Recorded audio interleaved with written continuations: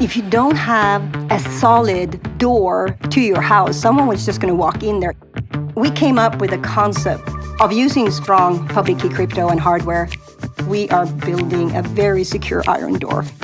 The open standards are critical for adoption and to ensure you do the right thing. A lot of people looking at the same thing and scrutinizing it and questioning is good. The hackers are always in front of us and will hack systems. So if it is an open standard, there will be more people who can identify when there's a problem and solve it. Hi, I'm Guy Pojarny, CEO and co-founder of Sneak. And you're listening to The Secure Developer, a podcast about security for developers, covering security tools and practices you can and should adopt into your development workflow. The Secure Developer is brought to you by Heavybit, a program dedicated to helping startups take their developer products to market. For more information, visit heavybit.com. If you're interested in being a guest on this show, or if you would like to suggest a topic for us to discuss, find us on Twitter at TheSecureDev. Hello, everybody. Welcome back to The Secure Developer. Today we have with us Stina Ehrensvärd from Yubico. Welcome, Stina. Thank you so much for inviting me here. Thanks for coming to the show. I sort of know you from the Yubico world, the YubiKey world. Can you just introduce yourself a little bit? What you do, maybe how you got into it, and tell us a bit about indeed Yubico and what you do. Okay. So I have a background in product design, and when I went to college, a guy, an electronic computer engineer, approached me and gave me a working prototype of one of my designs, and I knew that was my man. I married him. And love at first prototype. He was 15 when he built his first computer. And at the time, he was 25 and had just designed the security system for the largest nuclear plant in Sweden, including my design that I did at college. And other guys had given me flowers and dinners. And Jacob gave me a prototype. That's much more useful. Anyway, since then, we've been working on this crossroad between industrial product design and innovation with a focus on security. We started as consultants, and we came up with ideas. And the YubiKey and the Yubico mission actually came to us 11 years ago. It was an odd story. I was logging into my online bank, and Jacob said that it would take him 1.5 days to write the code that would hack my bank account. And so to check with the bank what they would do about this problem, I called them up, called the customer service, and I got the response, "Can you please tell your friend to not do that?" So, however, it sort of triggered me and Jacob to figure out what could Jacob not hack, and what was there to, what was the thing that we needed to crack. And the only thing that Jacob could not hack at the time was smart cards. Public key crypto, strong authentication, a proven technology has been around for 30 years. It's the same technology you see in SIM cards and PIN and chip cards, but they were not designed for the web. They were not designed for mobile and really for users. So we came up with a concept of using strong public key crypto and hardware, but simplifying. So you didn't need any client software or reader. It identified itself as a keyboard. That was the first invention. And then you touch it, so you show that you're a real human. Mm-hmm. And we made it in the form factor of a USB key instead of a card, because then you carry the reader with you. You don't have to have an external reader. And it was a long, really difficult journey to convince the world at the time, because at the time, everyone said, the phone, biometrics, and user behavior, that is completely the future. Yeah. And SMS had just launched, and there I was with my little USB key, and no one cared. Literally, I was like, okay. People even said, sorry, you're dead. This is the 90s. Yeah. Why are you coming with the USB key? It feels nice sometimes to prove people wrong in that sense. Yeah, what? People still question why we need hardware, but Well, anyway, I just said, okay, is there a more easy and secure way for user credentials? Anyway, what we came up with needed a global standard to make the mission complete. The mission of Yubico and the YubiKey came from the same word that we picked for our name, the word ubiquitous, which means everywhere. Yeah. So a key that would enable you to log in and access everything, your computer, your networks, your online services, just like you can go with your credit card and buy in all stores and with your driver license and drive on all cars. Was it meant to be a replacement or an augmentation? I mean, was it meant to be like the two-factor auth, or to be the, everything in one, this is the way you authenticate to the web? So it was definitely augmentation. Our biggest competitor is not everything two-factor. It's still the username password used by 90% of services. And everyone else out there, the smart cards, the one-time password tokens, the push apps, the SMS has actually helped to educate the market. But they've all, the hardware devices have been too complicated and the software solutions, SMS and push apps and, anything that you download on a computer or phone is not secure enough. Yeah. But they've all had an important role getting there. Yeah. To go from some other two-factor authentication method to the YubiKey is much easier than convincing people they need to go from using a password. Yeah. And you get the advantages of indeed hardware design that we don't appreciate much, although we use it in everyday life, of being what you want. It's just there. It's just it's plugged into your laptop. You just touch it and it goes. Yeah, so we came up with this simple user experience first, and then we realized, okay, in order for this technology to scale everywhere, the glue is missing. How do you attach this to a service, and then you can log into any number of services? And Google had started buying our product. They started to buy our one-time password product. For internal purposes, like just for internal use? Internal purposes, for their own internal staff. And we were aware that was not the ultimate product that we could invent. Mm-hmm. And it didn't have NFC for mobile. So I wrote my first business plan. I'm not from the business world at all, so I'm not even sure how you write those plans. But I wrote one page, I think it was even half a page. I said, we're going to move from Stockholm to Silicon Valley, and we're going to scale our technology through working closely with the tech giants, through the platforms and the browsers, so it gets integrated directly into the technology that's used by billions of people. And in that way, we don't have to have hundreds of salespeople and hundreds of marketing people. We just have to work with 10 companies or even less. Yeah, to an extent, you took the advantage of the hardware design, which is, you can design it to sort of fit the literal physical need, and I love that in the notion that I'm often an advocate around making security easy, just sort of, making it, hopefully the default, but even if not default, at least, sort of a very easy action. But I guess now that you're in hardware mode, you have to also ensure that the sort of the software components on it, are sufficiently universal, sufficiently enforcing, because you can't, you're not going to carry around 10 of these YubiKeys and kind of plug in the right one at any given time. Actually, a few years ago, someone told me they could identify people working in the financial sector on Wall Street on the size of their pockets because they were carrying all these tokens. And that we wanted to avoid. Now, a lot of people have some kind of phone app instead. Yeah.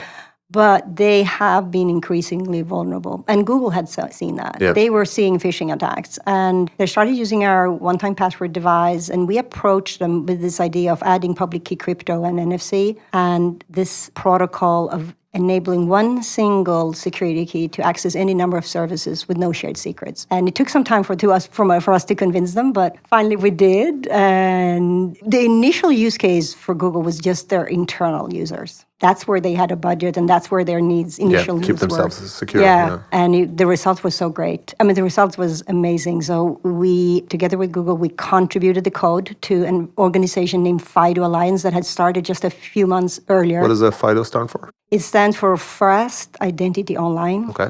And it started with a similar but a slightly different authentication protocol, and it was more focused on the same sort of mission. Okay, how do you make it easy and seamless for everyone? But the initial focus was biometrics and phones, while our focus was hardware security keys. It's been a challenge and fun and amazing journey, sort of working with these standards bodies and all these organizations, sort of moving things forward. That sounds like quite a feat, So you're there, you're sort of this tiny startups, you're coming along, you're driving a mindset or maybe a slice of the world of security, trying to drive, more secure authentication and identification. You work with Google, that's sort of a good moment in the sense that they, as a customer, they're a pretty good customer to have. And now you're trying to work with these standards bodies. How was that like? And maybe if I can even ask what was the primary driver? I mean, what was the mission inside the organization saying, we'll go through what I believe or sort of what I must suspect was somewhat painful times, which is, mobilizing a standards body at the pace of a startup? Yeah, I mean, to convince and gather and sort of get all the leading tech giants into the same room, agreeing on something was... That sounds easy. That sounds very easy. I don't want to go into detail because they're all my friends and customers, but we had some sort of cool stories where they didn't really trust each other, so they used Yubico to sort of walk between and be the middleman or the... I sometimes see ourselves as sort of a small Switzerland or, in this giant tech world. We were this little company that had great ideas, but we were not a threat to anyone. And I think that was also the key to our success. We could walk between and solve problems. We were very hands-on. We built code. We wrote 90% of the U2F code. We put it out there. We built test tools and servers. We educated the world. After Google made support, we convinced GitHub and Dropbox and Facebook, and we just keep pushing. And while the world was screaming, saying, "Oh, that's not the future. Security keys are not the future. It's something else," we just were focused and said, "Yes, whatever the else is, we will need hardware too." I mean, I'm absolutely think, yes, biometrics, yes, user behavior or geolocation or all the other things that you may want to add to track and monitor user.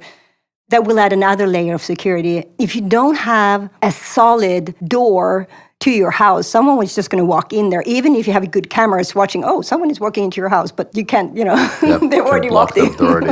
I would say that what we're trying to do is basically put out that door. I mean, a username and password is like putting up a latch. You can just kick it in. And, this is, when I'm trying to describe this for my kids, I got 3 kids, we are building a very secure iron door. Yeah.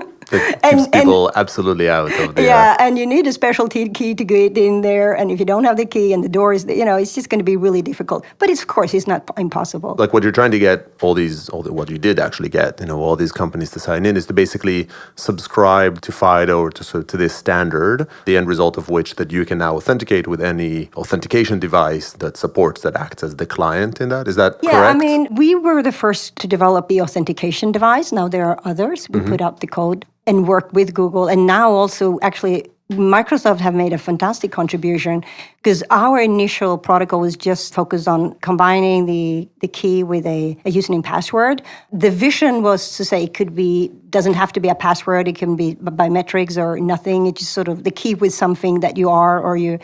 So Microsoft the FIDO U2F protocol have evolved to something called FIDO 2, which parts of it is in W3C and under the name WebAuthn. But in sort of to respond to your question, there are authentication devices and there are free open source servers that any company can integrate.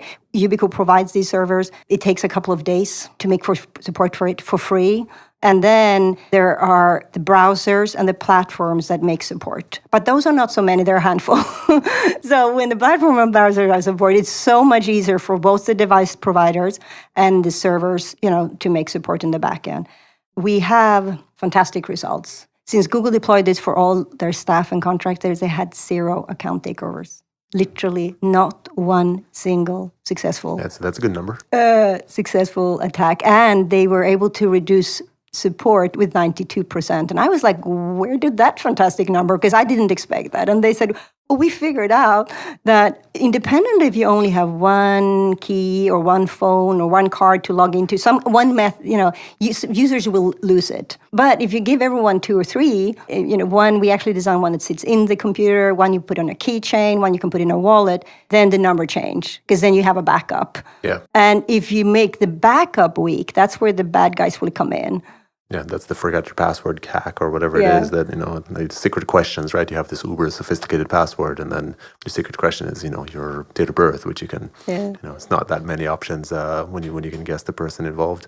So I love the impact of it. I feel the world of security tends to be very, I don't know if self-interest or, just like much more opaque in many aspects, not necessarily as collaborative, not for bad reasons, just, security is scary. We're not that far from the time in which people thought that even like the best crypto algorithms were the ones that nobody knew about. And today we're in a different era and crypto algorithms are open source and they're better for it. They're vetted and the likes. But as a business, many companies would have said, hey, I have this YubiKey and I'm trying to support and I will do the grunt work of authenticating with the whatever it is, gazillion different protocols out there, and it would give me a competitive edge. I guess, was there a core principle or how did you sort of keep the perseverance to it? To an extent, you're sort of giving up some kind of core concept and core advantage maybe that you have in this YubiKey to help improve the general ecosystem security by driving it. That was a decision we made. We said, it was actually a very similar decision that Volvo made when they invented the seatbelt, which was solving a problem 60 years ago. The cars were not designed for security. The internet was not designed for security.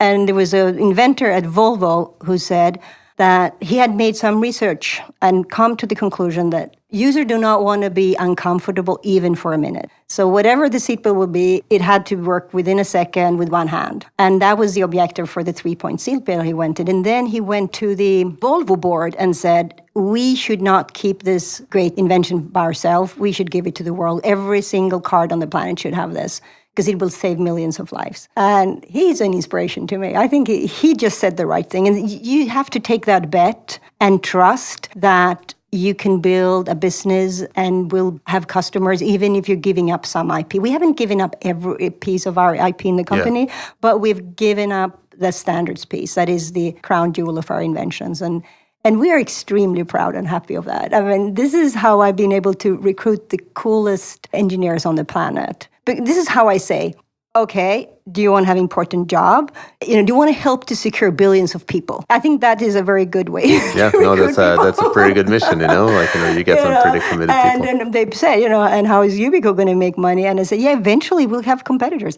Eventually it will be built in directly into computers and phones. But there are 7 billion people out there. And if we get a fraction of those, we're going to be really good. Yeah, well, and I think oftentimes also the expertise, the people driving the standard, first of all, help influence the agenda. So, your vision and your alignment, you're generally always a few steps ahead of the world because you understand it in that very, very few people and entities do. So you can plan ahead, and then you can also, help indeed to chart that path because that's what you believe is next. But still, that's sort of an amazing sentiment and mission to do it. And I think, one to applaud, not one that happens every time. I think we see some initiatives, right? You look around now, you see things like Let's Encrypt, that sort of helps establish standardizing the creation of certificates or sort of the certificate authority. They didn't invent anything necessarily except maybe some automation components, but sacrificing a potentially profitable or sort of good money-making certificate authority business in favor of doing something that expands the use of HTTPS and NS and TLS in the world, I think is positive, and hopefully we'll see more of those. I'm actually very optimistic about the world's future. I'm seeing a lot of these sort of sharing community efforts in many aspects. I mean, the work we are doing is one of many. I mean, many standards work and collaboration projects I'm seeing across the planet where people actually want the world to be better and contribute. I mean, the whole Linux thing, there is this community. They don't, you just give and because you want to be part of something bigger. We've been fortunate, which has been very helpful for us to actually being able to build a business around it. And it was also necessary because we needed the feedback from customers and customers needed a product, and when you have a product, you can actually earn some money. So it was in some way really helpful that we were a corporation in order to, if we had been a completely nonprofit, we wouldn't have been able to put out a product there and get the feedback and work with these customers on their problems. So there are times I feel like, are we a corporation or are we a nonprofit? And I think we're sort of both right now. Yeah, well, it's fine. You're a corporation with a good mission for it, and that's a good one. Let's so I'd love to dig in on one specific aspect of it. So this is, you have this standard. These standards are sort of their authentication standards. They're not identities. Can we talk a little bit about that? Like, what's the difference between the authentication standards versus who you are or sort of your identity? Authentication is basically the same person coming in again. It's the key to your house. It doesn't say, this is Guy's key. It's just a key. And it has, in the digital world, it has a number. With identity, that's you. It's your, the stuff that's on your driver license or other means of personal information. And we don't do that part, but it is important to combine those pieces. And we got a grant from NIST 2 years ago to figure out how we can combine the FIDO U2F with identity. You can't even say this in America. In Sweden, where I come from, we can. But how would a national ID system that is not owned and controlled by the government or by corporation, how could that look using these standards and tying the users' identities to it in a high security, high privacy way? And we have figured out some cool ways to do it, and we're now deploying this with our first users in California.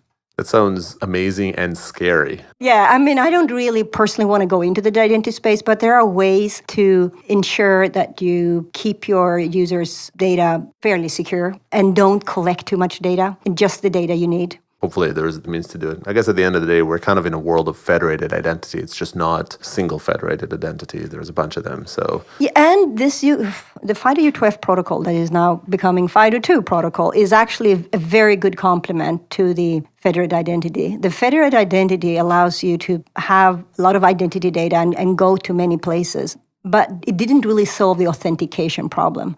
So the federated identity idea is like Facebook Connect. And with Facebook Connect, you can go to a lot of places and you don't have to sign up for these places. If you tie a security key to Facebook Connect, now you can securely log into these places, but you're still using federated identity. So we have a strong collaboration and actually hired members of the OpenID and SAML community into Yubico to sort of figure out our next generation protocols, because we're innovators. How do you tie federated identities with this authentication piece in the most high security, high privacy way?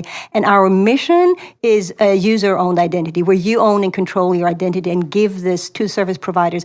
Just the way that when you come into a store and show your driver license, you choose when and how to show it to, and it doesn't necessarily stay with the identity provider. Sounds like an area that definitely requires, the very least, some better solution, right now where we are kind of current reality. Yeah, we're still figuring out, but we believe, again, in open standards. The open standards are critical for adoption and to ensure you do the right thing. A lot of people looking at the same thing and scrutinizing it and questioning is good. We are living in a time when you should not buy black box security. I would not recommend anyone to do that. Oh, I am the big brand. Go and trust me. That doesn't really resonate so well. And we have to remember that the hackers are always in front of us and will hack systems. So if it is an open standard, there will be more. And if it's open source, it will be more people who can identify when there's a problem and solve it in a transparent and agile way.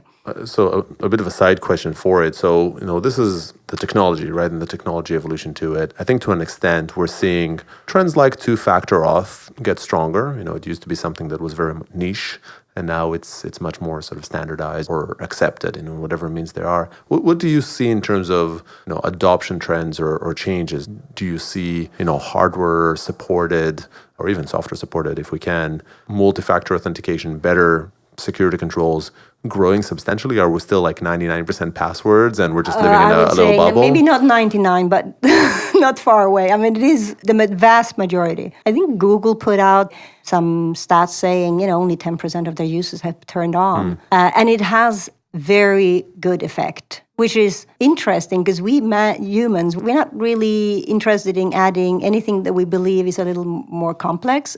So we've really figured out, okay, people believe it's difficult, but this is actually easier than a username and password, because once you register this to Facebook, for example, Facebook have set it up, you only have to do it once. You bless it to your phone, and you bless it to your computer, and then you don't have to touch your key. You can put that in a drawer unless you move to a new computer. And then you got strong two-factor authentication without having the need for logging in with a complicated username and password, or you can literally just open your computer and it's secure. But I don't know. So to answer your question, the world needs more hacks. I don't want to say it, but some more scars. Every time there's been a major hack, then my logistics team, Stina, comes, Stina, did you have a marketing push or something? I said, oh no, there was just a big hack.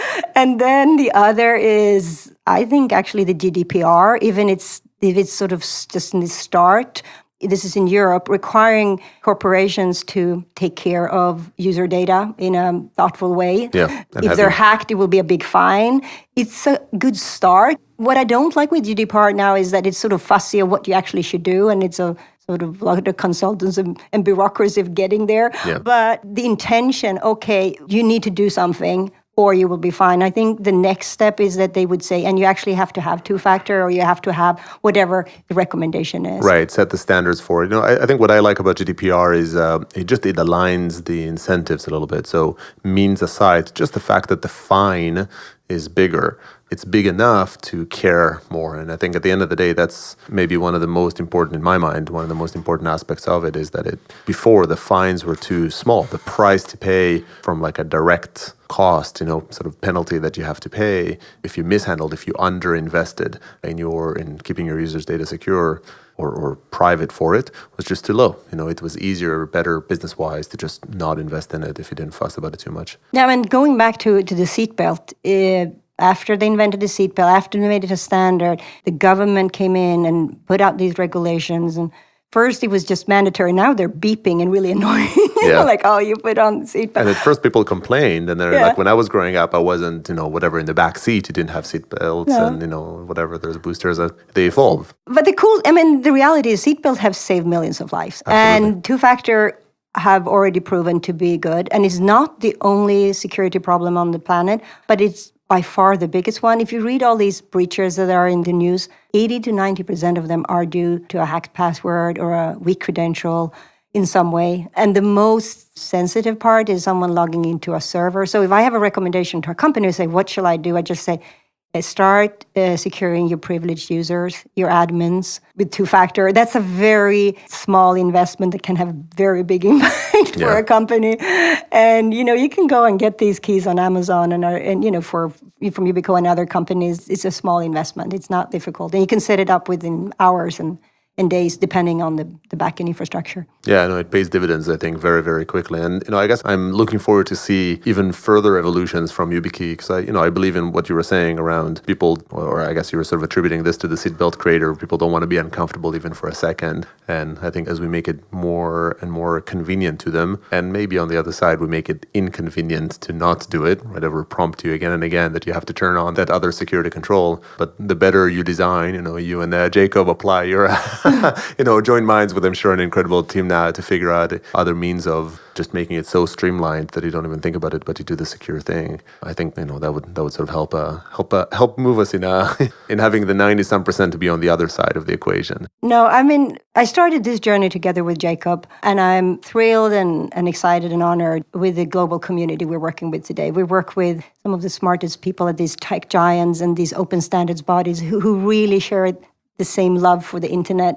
The first time I actually logged into the internet, I almost did like a spiritual experience. I said I grew up in Sweden. We're not religious, but I got this sense here we're all connected. Here's this place where we have endless information for all of us to tap into.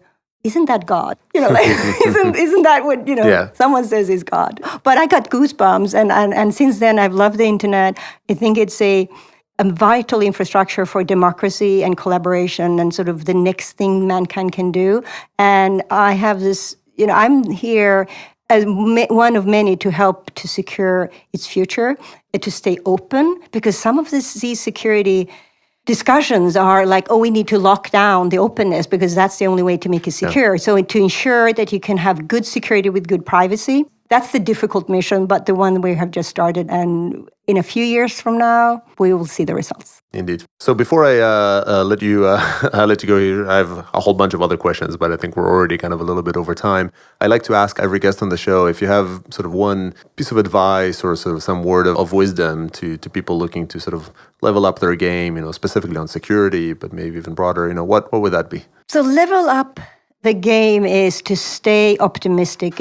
I've met a lot of people who are cynical about the world and where we're going, and I am this unfaltering optimist that believe that mankind, yes, we are good at creating problems, but we are as good at solving them together. And when you tap into that mindset and that energy and sort of find that community with people and peers who want to solve the same problem, it's just a really inspiring thing to do. So don't give up and don't be demotivated. The world will be more secure and we can all help. The best way to actually be part of this movement, I'll call it the movement, is to engage in the open standards work, download the open source code, go and build products around these standards and figure out what we can do next.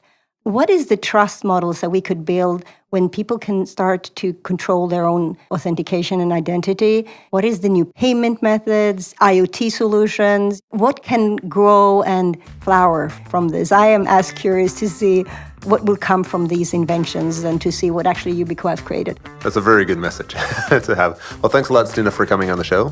Thank you. And thanks, everybody, for tuning in, and join us for the next one. That's all we have time for today. If you'd like to come on as a guest on this show or want us to cover a specific topic, find us on Twitter @TheSecureDev. To learn more about Heavybit, browse to heavybit.com. You can find this podcast and many other great ones, as well as over 100 videos about building developer tooling companies, given by top experts in the field.